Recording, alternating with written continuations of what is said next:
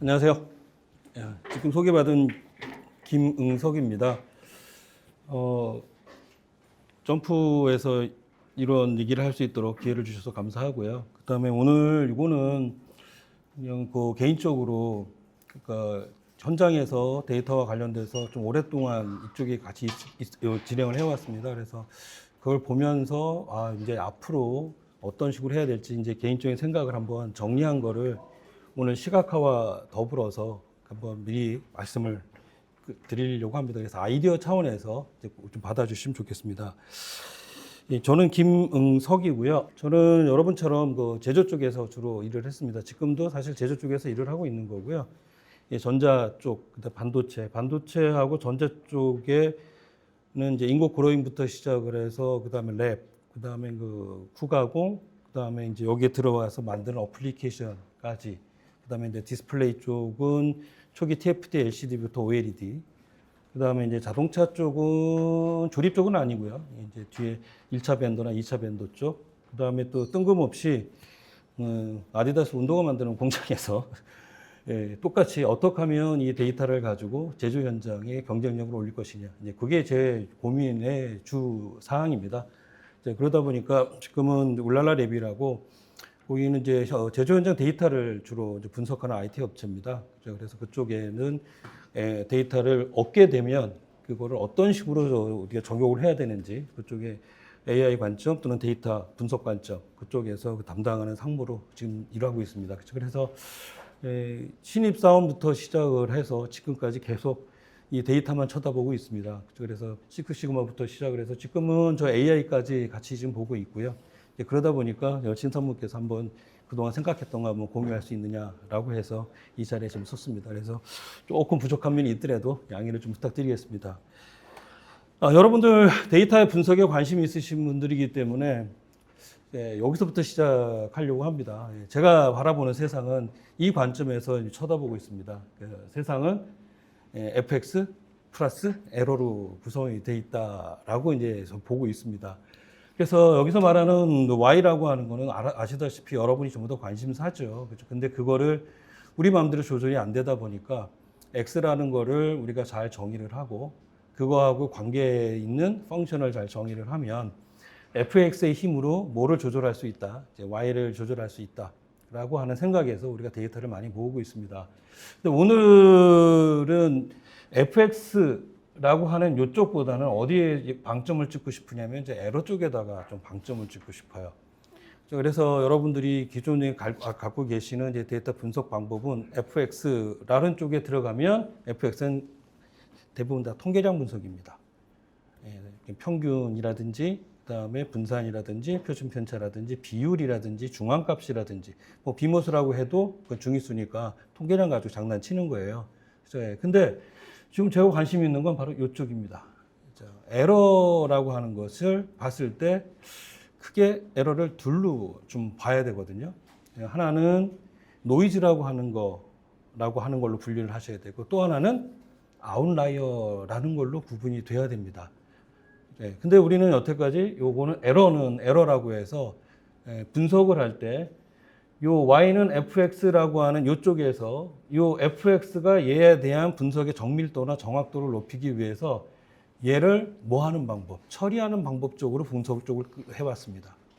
그래서 가장 대표적인 게 이해가 안 되면 데이터를 삭제를 시키고, 왜냐하면 통계량이기 때문에 얘가 가지고 있는 기본적인 전제 조건들이 있어요. 통계에서. 그렇죠? 기본적으로 등분산성을 가져야 된다든지 정규분포를 따라야 된다든지 그런 것들을 어떻게 하면은 어떻게 맞출 것이냐. 그렇죠? 그렇게 해놓고 나서 얘의 힘이 얘한테 얼마만큼 주고 그 다음에 얘는 얼마만큼 되는지 그렇죠? 이런 식으로 많이 분석을 해봤는데요.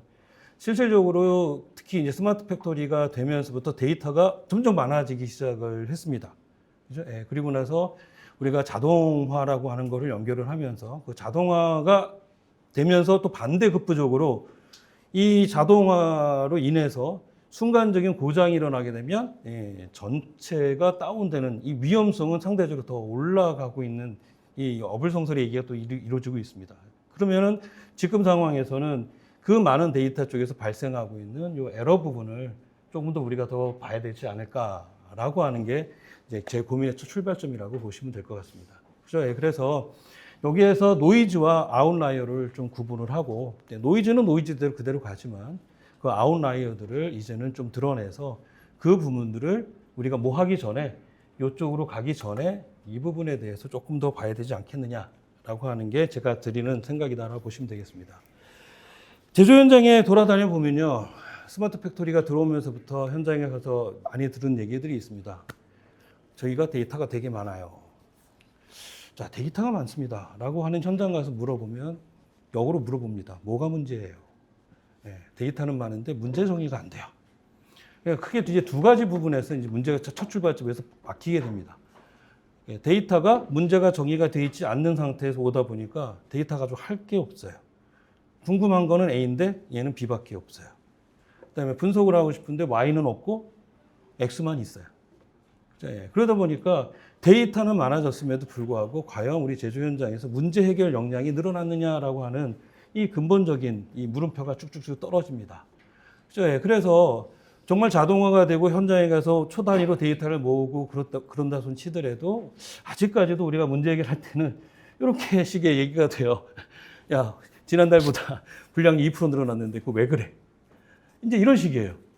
그렇죠? 예. 그러다 보니까 이거에 대한 근본적으로 뭔가 좀 치고 들어가서 정말 제대로 된 걸 알고 싶은데 데이터는 많아졌음에도 불구하고 우리가 이제 물어보는 그리고 또 확인하는 수준은 예전처럼 큰 그림 차원에서 지금도 못 치고 들어가고 있는 게 요즘 현장에 다니면서 느끼고 있는 가장 좀 가슴 아픈 상황 중에 하나입니다. 그렇죠? 그래서 관점을 좀 바꿔보자. 그렇죠? 그래서 여러분 여기 계신 분들 오신 분들은 이제 점프를 쓰시고 민팁이라든지 통계 툴을 쓰실 텐데 통계적인 가설 검정이라고 했을 때의 가장 기본적인 접근 방법은 아시다시피 귀납적인 접근 방법입니다. 여러분이 뭘 만드셔야 돼요? 확인하고 싶은 어떤 사실들을 다 만드셔야 돼요. 이렇게 접근하라고 배웠어요. 저도 그렇게 배웠어요. 개인적으로 전공 자체가 학부에서는 통계고, 그 다음에 석사는 MBA 했고, 그 다음에 박사는 산업공학으로 끝났거든요. 그런 식으로 해서 전부 다 현장의 문제들을 가지고 가게 되면 익숙해져 있는 게 여기서부터 시작을 합니다. 자, 모여봐. 무슨 문제야? 라고 해서 브레인스토밍을 하고, 그렇죠? 이제 그 속에서 가설을 만들어서 시작을 하는데, 아시다시피, 통계적 가설 검정은 저 말 자체가 통계량의 분석입니다. 그렇죠? 그래서 조금 전에 말씀드렸던 것처럼 이 부분들에 대해서 맨날 신경을 써요. 그렇죠? 분산의 동질성이 어떠냐, 그다음에 정규분포 따르냐 안 따르냐, 그다음에 정규분포 안 따랐을 경우에는 박스캅스를 어떻게 돌릴 것이냐, 돌린 다음에 다시 원상복귀는 또 어떻게 시킬 것이냐라고 하는 가정을 충족시키기 위한 것들이 들어가는데, 그렇게 잘 안 되다 보게 되면은 어디를 쳐다보지 못하냐면 이 분산이나 아까 말씀드렸던 이 흔들리고 있는 이런 부분들은 통계적 가설 검정의 분석으로 들어가게 되면 어떤 가정을 확인하기 위한 하나의 도구로 지금 쓰고 있는 것들이 현재의 모습이 아닌가라는 생각을 많이 하고 있습니다. 근데 실질적으로 제조 현장에서 일어나는 부분들은 제가 볼 때 여기서 많이 일어나거든요. 평균적으로 차이가 있다 없다 이것도 중요하지만 에러 속에서 아까 말씀드린 노이즈가 아닌 뭐가 분명히 존재합니까? 아웃라이어가 존재를 해요. 그렇죠? 그 속에서 우리가 무슨 문제가 있는지를 정확하게 알 수 있는 그런 부분들이 정말 많이 있습니다. 그렇죠? 그래서 요거는 뭐 AI로 그려서 좀 과대하게 좀 그려졌는데요. 지금 우리가 그 통계적으로 분석한다 그러면 항상 이렇게 이쁜 모습을 가정한 상태에서 뭐가 차이가 있느냐? 통계가 통계량의 차이가 있느냐, 평균의 차이가 있느냐, 딱 이렇게 얘기를 해요. 그렇죠? 근데 실질적으로 안에 들어가서 보시게 되면은 얘처럼 분산이 완전히 다른 모습들을 가지고 있습니다. 그렇죠? 그래서 실제 평균의 차이보다도 이쪽에서 분산에서 발생되고 있는 그런 차이에서 우리가 봐줄 수 있는 그런 부분들이 더 우리가 얻을 게 많지 않을까라고 하는 것이 제 생각입니다. 그렇죠? 근데 그 전에 우리 접근 방법은 데이터를 드리면 통계 분석하세요. 자, Y가 연속형이에요.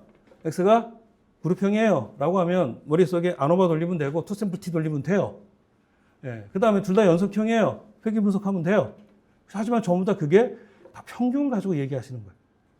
그죠? 그 평균에서 벗어나 있는 아웃라이어들, 얘네 부분에 대해서는 우리가 확인하는 방법은 예전부터 있었습니다. 그걸 뭐라고 불렀냐면은 뒤에서 말씀드린 지금 얘기하는 EDA, 그래서 탐색적 데이터 분석이라고 하는 게 있었어요. 그죠? 근데 그동안에 그거는 이론적으로 배웠었고 적용하기가 좀 어려웠었던 부분들이 그 탐색적 데이터 분석을 할 만큼의 데이터가 저희가 그렇게 많지가 않았어요. 여러분들이 잘 아시다시피 통계에서 데이터가 많다라고 하는 빅데이터의 기준이 불과 20년 전까지, 10년 전까지만 해도 30개였어요. 제조 현장에서 데이터 30개 모은다는 거 정말 어렵습니다. 그렇죠? 왜? 다 돈이거든요. 그렇죠? 예. 그 정도만 돼도 어마어마했는데 실질적으로 의사결정하는 데이터는 물론 아직까지도 실험실에서는 2개 내지는 3개 가지고 해야 돼요. 그렇죠? 예. 그런 상태에서는 그렇게 되겠지만 요즘은 어떻습니까? 뭐에 따라 가지고요?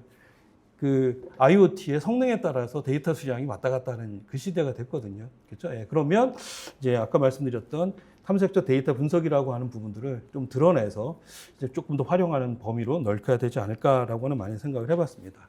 또 하나가 이게 통계적 가설검 쪽으로 가게 되면 이런 문제가 있어요. 자, 이미 가설을 만드는 그 순간부터 이제 저한테 뭐가 들어옵니까? 앵커링 효과가 들어옵니다. 그래서 내가 가설이라고 하는 머릿속에 딱 두고 나면 어떻게 하면 어떻게 됩니까? 이 데이터를 쫓아가야 되는데 이 데이터를 쫓아가는 게 아니라 뭘 쫓아가고 있냐면 가설을 쫓아가요. 그렇죠? 예, 그래서 이 통계 쪽에 데이터 하시는 분들 중에 좀 잘 조심하셔야 될 게 하셔야 되는 것 중에 하나가 마이 데이터 이런 얘기를 하세요. 내 데이터가 이렇게 얘기했다. 근데 그거를 뒤집어서 얘기해 버리게 되면 어떤 면에서 보면 너무 그걸 강조하면 내 가설에 혹시 데이터 맞추신 거 아니에요? 라고 의심의 눈초리를 좀 가끔 갖기도 합니다. 정말로 그러십니다. 그렇죠? 예. 그러면 우리도 말씀하신 것처럼 데이터를 통해서 뭘 찾아야 되는데 실제 현상을 찾아야 되는데 내가 왜곡된 생각, 내가 빠져있는 그거를 오히려 데이터라는 걸 이용을 해서 아시잖아요. 세상에는 거짓말, 가장 무서운 거짓말이 있다라고 했죠. 그죠? 그게 화이트 라이하고, 그 다음에 진짜 거짓말하고, 뭐가? 통계학자의 얘기라고 하잖아요. 그 세 번째가 이제 그 얘기인 거죠. 그죠? 그래서 그렇게 하지 말고, 자, 그러면 다시 할 수 있는 방법. 그죠? 이제 그거를 우리가 뭐라고 얘기하냐면, 그거를 조금 전에 말씀드렸던 EDA 탐색적 데이터 분석이다. 그렇죠? 그래서 왜 아주 앞에 데이터를 분석하고 있는 새로운 패러다임이라고 좀 크게는 얘기했습니다만 상값을 딱 보게 되면 딴 거 아니었어요. y는 fx 플러스 2라고 하는 부분에서 그동안 데이터 분석 그러면 이 fx의 관점을 뒀던 부분들을 어느 쪽부터 먼저 보자. 에러부터 보는 쪽으로 이렇게 한번 가보자. 그렇죠? 예, 그렇게 하게 되면 우리가 문제 자체를 어떻게 할 수 있냐면 좁힐 수 있겠다. 그렇죠? 아까 말씀드린 것처럼 문제를 지난달에 비해서 올해 분량이 2%가 늘어났습니다. 라고 크게 정의를 해버리면 이거 정말 해결하기 어렵습니다. 그렇죠? 여기 계신 분 중에 문제 해결의 기본이라고 하는 부분들이 있는데 문제 해결의 기본에서 제일 먼저 가르치는 게 딱 그거예요. 문제는 무조건 잘라라. 크게 문제를 가지고 그 큰 문제를 해결하려고 하면은 그거에만큼 에러도 많이 끼고 그 다음에 시간도 많이 들어가기 때문에 어떻게든 문제는 뭐 해라? 자른 다음에 그 자른 상태에서 작게 만들어서 하나에서 빨리빨리 해결하라. 이게 어디서 나온 얘기입니까? 이게 손자병법에 나온 얘기예요. 그렇죠? 그래서 우리도 똑같이 가야 되는데 FX 쪽에서만 얘기를 하다 보면 아까 말씀드린 것처럼 문제가 너무 커지다 보면 자, 문제 정의가 크면요. 답이 그 밥에 그나물로 가는 경우도 되게 많아집니다. 그렇죠? 그렇게 해서 말씀드리고자 하는 것이 EDA예요. 그렇죠? 그래서 얘는 다른 거 아닙니다. 그냥 데이터 놓으시고요.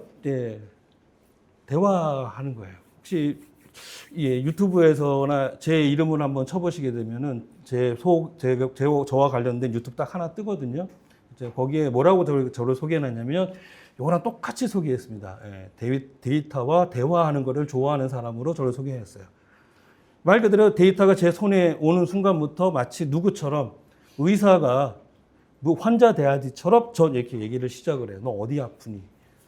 왜냐하면 얼마 전에 의사 친구하고 그런 얘기를 했거든요. 너네 의사들은 환자가 오면 말이라도 하지. 어디 아파요. 근데 우리 제조 현장에서 모은 데이터는 아무것도 얘기 안 한다. 그냥 오로지 이 데이터 속에 어디가 아프다 그냥 들어있을 뿐이지 그거를 찾아내야 되는 것들이 우리 데이터 분석 쪽이나 이런 쪽에서 하는 사람들의 역할이다. 그죠? 그렇게 정의한 적이 있습니다. 그죠? 그러면 얘한테 이제 좀 먼저 물어보는 거죠. 그죠? 그래서 아까 가설을 세우지 마시고 그냥 한번 물어보자. 너 어디 아프니? 라고 하면은 여러분 병원에서 어떻습니까? 아무 얘기 안 하시면. 여러분 병원 가서 의사한테 어디가 아픕니다, 머리가 아픕니다, 배가 아픕니다 얘기 하나도 안 해요. 여러분이 의사라면 뭐부터 하시겠어요? 얼굴부터 그렇게 안 보시겠어요? 그렇죠? 예, 얼굴 색깔이 어떠신가? 그렇죠? 예. 그 다음에 이렇게 눈 같은 것도 한번 안 보시겠습니까? 눈이 빨간가? 안 빨간가? 그렇죠? 예. 그리고 손 같은 거 이렇게 보시지 않겠어요? 손이 부었나 안 부었나? 그렇죠? 예. 그렇게 관찰을 하게 되면 그 관찰 속에서 뭐가 떠오를 수가 있습니까? 아, 이 사람이 혹시 이런 것들이 떠오르지 않을까요? 그렇죠? 예. 그런 식으로 접근하게로 가자고 하는 것이 탐색적 데이터 분석 EDA의 핵심적인 내용입니다. 그렇죠? 예. 그런데 이것을 하는 것이 보시다시피 차이점은 요거예요. 그렇죠? 왼쪽에 있어서는 아까 말씀드린 검정해가지고 저쪽에서 뭐 했습니까? 예, 채택했다 안 했다 이런 얘기예요. 사실 통계에서 얘기하는 P-value는 그 조작적 정의입니다. 예. 통계에서 얘기하는 P-value가 그게 절대적인 수치가 아니에요. 뭐 분에 뭐 한 거예요? 평균의 힘분에 밑에 뭐 한 겁니까? 노이즈의 힘이에요. 그렇죠? 예. 그러니까 이 평균의 힘이 얼마만큼 큰지 작은지는 뭘 조절해 버리면, 노이즈를 조절해 버리면 P-value는 당연히 빵으로 떨어집니다. 맞잖아요. 그렇죠? 예. 그러니까 거기에서는 맞다 틀리다 자꾸만 그 얘기를 하시는데 이제 여기서 그러지 말고요. 여기 있는 것처럼 물어보고 살펴보자는 얘기예요. 그렇죠? 예. 데이터를 가지고 우리가 식스 시그마에서 데이터를 가지고 우리 제조 현장에 들어갔을 때 강조했던 게 있습니다. 왜 데이터를 가지고 하려고 합니까? 라고 하면 저희 MBB들이 딱 세 가지를 우리 현장에 있는 식구들한테 얘기했어요. 첫째, 확인하고 싶은 정보를 알 수 있습니다. 이게 1번이. 두 번째, 기대하지 않았던 정보가 나옵니다. 이게 두 번째요. 그리고 세 번째, 이게 제가 실무에서 많이 느꼈던 건데요. 조직이나 또는 개인이 그동안 잘못 알고 있었던 정보가 나옵니다. 요 세 가지 이유 때문에 데이터를 가지고 와서 문제 해결하자고 전파를 했어요. 그리고 요 세 번째 때문에 제가 감히 그때 당시 대리였음에도 불구하고 책임급 부장님한테도 갖다 대들었습니다. 왜? 데이터가 그렇게 얘기하니까. 그죠? 여기 있는 에어컨 요거 같은 경우가 아주 대표적인 사례인데요. 요 에어컨 우리나라에 1968년에 미쯔비시에서 들어왔거든요. 68년도에 들어와서 그때 당시에 있었던 공차 스펙이요. 제가 대리 때까지 안 바뀐 게 90%입니다. 이게 무슨 얘기인지 이해되시죠? 그죠? 예. 이거 왜 이렇게 바뀌었어요? 라고 이 스펙이 왜 이렇습니까? 라고 물어보면은 제가 선임한테 물어보면 선임은 책임을 가르치고 있고요. 책임은 연구소장을 가르치고 있고요. 연구소를 찾아가시면은 이제 이런 얘기를 하시죠. 야, 그 전설 같은 분이 계신데 퇴사하셨어. 그러니까 어느 누구도 앞에 선배들이 만들어 놨던 그거에 대해서 건드릴 수가 없어요. 안 그런가요? 그렇잖아요. 그죠? 예. 그래서 이런 데이터라고 하는 게 없으면 조직에서 조직 학습 자체가 상명하복, 소위 말해서 SK 문화가 그대로 가요. 아이고, SK 계시면 계시면. 예, 시키면 시키는 대로, 까라면 까라는 대로. 그렇게 갈 수밖에 없어요. 그죠? 예. 그런데 뒤집어서 얘기하면 그런 부분들을 찾아내야 되는데, 기존에 알고 있었던 걸 확인한다? 그것 때문에 데이터 모으는 건 말도 안 되죠. 예, 그거는 경험으로서도 어느 정도 커버가 되지만, 두 번째, 기대하지 않았던 거나 우리가 잘못 알고 있었던 걸 찾아내기 위해서는 데이터가 없으면 있을 수가 없습니다. 그렇죠? 예, 그래서 그런 부분들을 찾고자 하는 것이 뭐다라고 얘기하고요. 요거는 그냥 제가 한번 생각해 봤습니다. 예, 다트라고 하는 걸 생각을 하면서 다트에다 갖다 맞춰봤어요. 있는 건 아니고요. 예, 다트를 한번 생각해 보자. 그렇죠? 처음에 가설 만들지 말고 처음에는 그냥 디텍트 한번 해보셔라. 질문해봐라. 그죠? 예, 그래서 아까처럼 생산 라인에 2.5%, 1% 조건한다라고 해서 바로 이런 거 뭐 분량이 왜 이러냐 이런 얘기 하지 마시고 데이터가 그냥 들어오게 되면 그냥 제로 베이스에서 뭐 보자. 그죠? 그래서 여러분이 잘 알고 계시는 기초 통계량도 정말 중요한 역할을 하고요. 그 다음에 점프에서 제일 매력적이 있는 게 오른쪽 버튼 하나만 가지고 그림으로 다 분석이 된다는 거. 이게 가장 핵심적이죠. 그죠? 그래서 점프가 가지고 있는 철학 중에 정말 마음에 드는 철학이 그겁니다. 데이터 분석은 보는 거야. 데이터 분석은 느끼는 거야. 이 철학을 그대로 자꾸만 넣어주려고 얘기를 하거든요. 그래서 이쪽 점프 쪽에 공부를 하시려고 하시는 분 이 생각을 하시면 얘가 쉽게 다가옵니다. 예. 이걸 버튼을 이렇게 누를 게 아니라 열어놓고 오른쪽 버튼만 눌러놓고 나서 내가 원하는 거, 여기서 계속 궁금한 것들을 질문하게 하면 그 안에서 자꾸만 볼 수 있게끔 합니다. 그걸 왜 보여주느냐? 여러 번 인사이트가 라는 거예요. 그렇죠? 예, 그런 것들이 되어 있는 부분이라서 아마 그런 부분들이 도움이 되지 않을까 싶습니다. 그래서 먼저 이런 거 한번 해보시고, 그런 다음에 이제 뭐 해보는 겁니까? 이런 식으로 생각을 해보다 보면 여기에서 예전에 우리가 언제 배웠냐면요. QC 7가지 도구 중에서 층별화라는 걸 배웠습니다. 문제를 바라볼 때 층을 나눠서 보라라고 배웠는데, 그걸 배웠음에도 불구하고 그때는 뭘 못 썼느냐? 층별 데이터를 모을 수 있는 게 한계가 있었어요. 그렇죠? 근데 우리는 오잖아요. 그렇죠? 그러면 층별해 보시면 돼요. 시간대별로 한번 볼까? 그 다음에 뭐 조별로 한번 볼까? 그 다음에 뭔 자재별로 한번 볼까? 아니면 협력사별로 볼까? 아니면 라인별로 볼까? 그렇죠? 아무런 거 없이 그냥 툭툭툭툭 던져서 한번 해 보시게 되면 이런 식으로 이제 뭐가 보이기 시작합니까? 이거 뭔가 좀 아까 말씀드린 것처럼 마치 의사가 환자 이렇게 본 것처럼 이거 봐라, 얼굴이 지금 시커머래. 뭐 이런 식으로 해서 이제 뭐가 보이기 시작합니까? 내가 깊숙이 파고 들어갈 것들이 이제 보이는 거죠. 그죠? 이제 이런 부분들을 우리가 두 번째, 이걸 분석 어널라이즈다라고 생각을 해봤고요. 그 다음에 이제 여기에서 이제 다시 문제가 정의가 될 것 같다. 그죠? 처음에 큰 문제를 받는 건 KPI 차원에서 우리가 받는 문제가 되겠고요. 이렇게 오게 되면 실제 우리가 해결해야 될 정말 자그마한 덩어리의 문제를 구체적으로 정의할 수 있겠다. 자, 결국은 뭐였다? 딴 게 아니네. 왜 오후에 시프트 2에 들어가서 첫째 시간에 30분 동안에 그때 왜 그게 발생이 되느냐. 그래서 구체적인 뭐가 되겠습니까?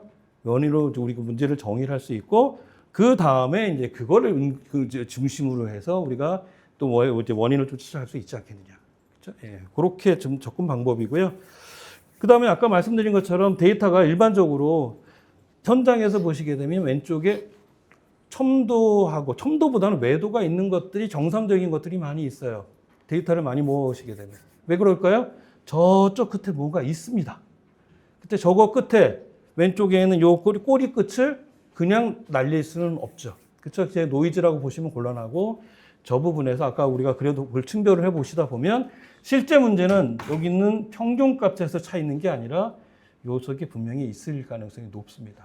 그렇죠? 그렇게 한번 찾아보시는 걸로 한번 생각해 보시면은 원인들도 이제 이렇게 구체적으로 나올 수가 있을 거예요. 그렇죠? 그래서 식스시그마에서 DMA IC 하면서 그 이전에 있었던 분들, 문제 해결을 하신 분들이 공격을 많이 했던 것 중에 하나가 바로 루트 코스 어널리시스 RCA입니다. 왜? 식스시그마에서 얘기했던 게 딱 가설 검정의 논리로 들어가기 때문에 이 RCA의 깊이가 레벨 1에서 끝나요. 그거 충분히 인정합니다. 왜? 그게 윗단에서만 자꾸 놀다 보니까 큰 덩어리에 가설 검정 하다 보니까 실제 근본 원인을 탐색한 게 맞습니까? 라고 얘기하면 좀 찜찜했던 부분들이 있어요. 그죠? 왜 큰 덩어리에서 얘기하면 그 가설 검증이 계속 똑같을 수밖에 없죠. 그죠? 그래서 여기에서 그쪽으로 들어가게 되면 아까 말씀드린 것처럼 문제를 조금 더 명확하게 볼 수 있지 않을까라고 하는 생각이 듭니다.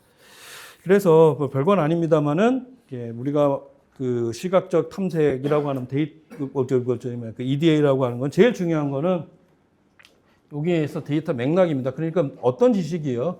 현장의 지식을 가지고 있는 현장 지식 가지고 계신 분들이 이걸 하시는 거예요. 그렇죠? 그래서 이 데이터가 어떤 걸 가지고 있는지, 그렇죠? 어떤 특성은 있는지 그걸 이해하신 상태에서 딴 거 하지 마십시오. 탐색적 데이터 분석이라고 하는 거는 아까 말씀드린 것처럼 눈으로 보는 겁니다. 그러니까 그래프 그리시면 돼요. 여러분이 잘 알고 계시는 산점도 그려보셔도 되고요. 박스 플롯 그려보셔도 되고요. 그걸 중첩시켜 보셔도 되고요. 그렇죠? 이거를 뒤집어 보시는 거고요. 그죠? 3차원 그래프를 중첩해주는 기능들이 있잖아요. 그게 층별이잖아요. 그려놓고 나서 계속 변수를 바꿔보시면 되는 겁니다.